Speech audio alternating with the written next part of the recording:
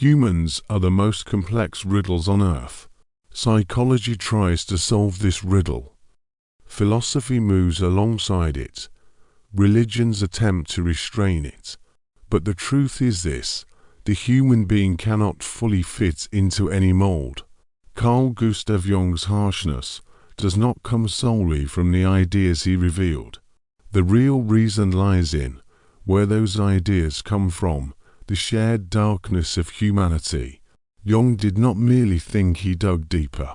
And from that excavation, deeply disturbing truths emerged. For a large part of his 85-year life, he devoted himself to a single question: why is the human being not as good as he believes himself to be? That is why we encounter Jung today in films, TV series, and video games. Because what he described was not a story, but the conflict inside the human being itself. The shadow, the face we deny. Can a person truly be evil?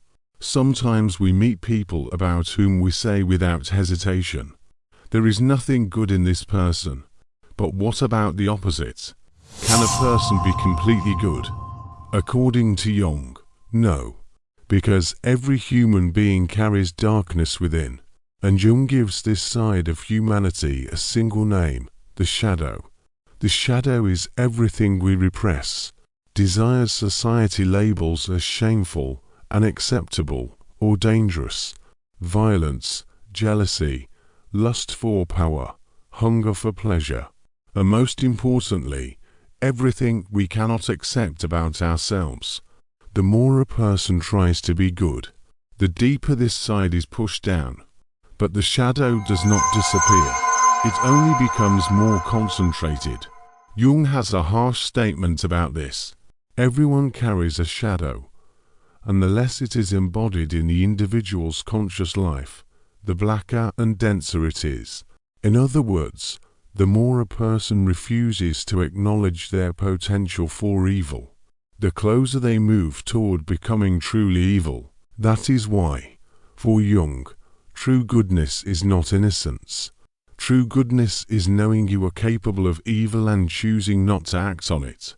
A tree whose roots do not reach down to hell cannot grow branches that reach heaven. The ordinary human and the proof of catastrophe. Saying I would never do that is easy. History, however, has shown countless times how meaningless that claim is. Christopher Browning's book Ordinary Men is a brutal example of this. It tells the story of the 101st Reserve Police Battalion who participated in the Holocaust. These men were not fanatical Nazis, not psychopaths, not specially selected for mass murder. They were middle-aged, ordinary, normal people. And yet, when the right conditions were met, they murdered children, women, and the elderly. Their commander even offered them a way out. Anyone who wants may return home. Almost no one did. This book proved one thing clearly: the shadow exists in everyone, and under the right circumstances, even the most harmless-looking person can commit horrific acts. That is why the most powerful stories do not depict a battle between good and evil. They depict a person's battle with themselves. Tyler Durden in Fight Club, Walter White, Heisenberg in Breaking Bad, Kratos raging god of war. These are not villains. They are moments when the shadow steps into the light. The hero and the monster inhabit the same body. Because, according to Jung, one does not become enlightened by imagining figures of light, but by making the darkness conscious. Persona, the mask. If the shadow is the face we repress, the persona is the face we present, the mask we wear in society, who we are at work, who we appear to be in public. Persona is necessary, because life cannot be lived through raw authenticity alone. But the problem begins here. When the mask becomes the face, Jung warns, the greatest danger is identifying with the persona. The person turns into the role. The professor becomes nothing but a professor. The image devours the personality.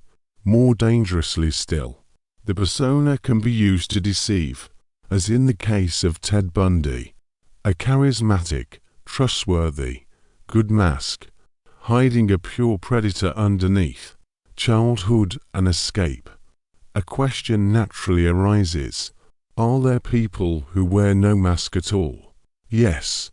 Children. Children do not perform. They do not manage an image.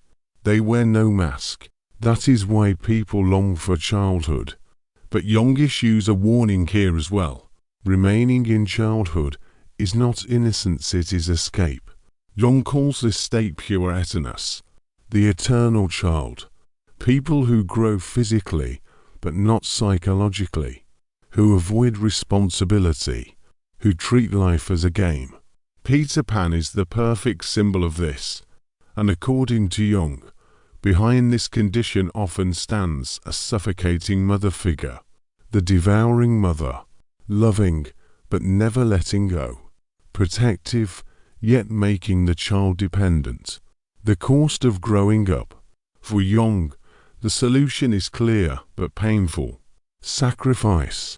To grow up means to sacrifice comfort, protection, the ease of being a child.